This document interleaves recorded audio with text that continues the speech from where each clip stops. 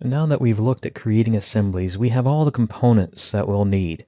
We have our linear path, and usually that contains or requires two objects, alignment and profile. We can also use a feature line, as well as our assembly. So now that we have all of this, let's go ahead and create a corridor. So I'm going to go ahead and open up a drawing, our exercise file 0804 corridor. And you notice here we have our alignment, we have our profile, and on the far little left side here, we have our assembly. So we have all the components needed to create a corridor. Let's come to our home ribbon. Under Create Design panel, choose Corridor. We can name this, or we can just let it use the alignment that we're going to feed it here. The corridor, of course, is going to go on its own layer, and as a Civil 3D object, has its own style. And then what kind of information are we feeding it for the linear path? What is it going to use for the baseline, a feature line, or an alignment and profile? So in this case, it's going to be alignment and profile. We're going to go ahead and grab from the drawing the alignment. And we're going to select this alignment here. That's the Osceola Road alignment. And then make sure that we choose the layout profile, which is our finished grade design. Select the assembly that we created in our last exercise. And because the assembly has the ability to daylight, it says, well, which surface am I daylighting back to? Which will be our existing grade or EG surface. Since we're going to be looking at these controls in a later exercise, we're going to uncheck this box and we're going to click OK. And so it was that quick that our corridor was created. And we see visually it's also providing information on whether we're in cut or fill along that corridor. Let's go ahead and get a better grasp of what was created here.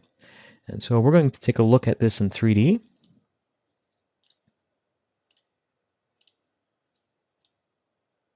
Using our object viewer, which is in our general tools for any contextual ribbon item that we have selected. And so give us a second as we get a little bit closer to the object, get it rotated in such a way we can get a closer look and get a full understanding of what's really going on.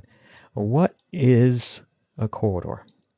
And so as we zoom in, what we see really is those points, links in a cross-sectional format.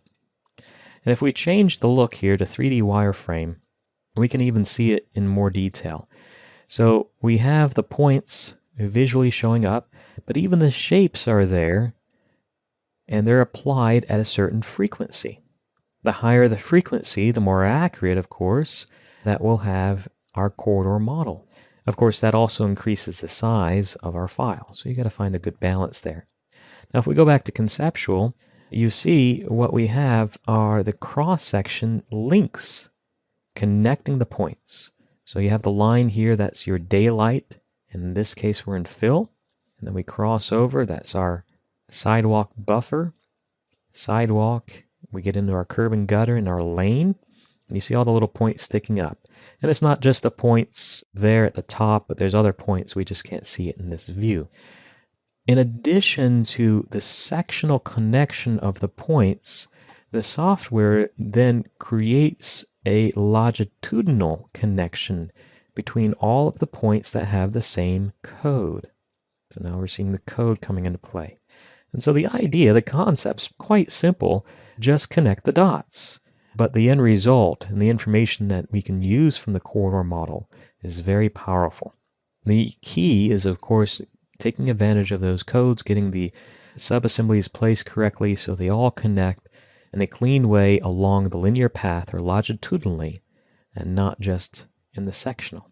And also finding a good balance with the amount or frequency that we apply our assemblies to our linear path.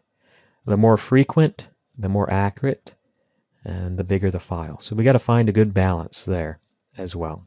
But that's all a corridor is just taking all of that information and creating a 3D model.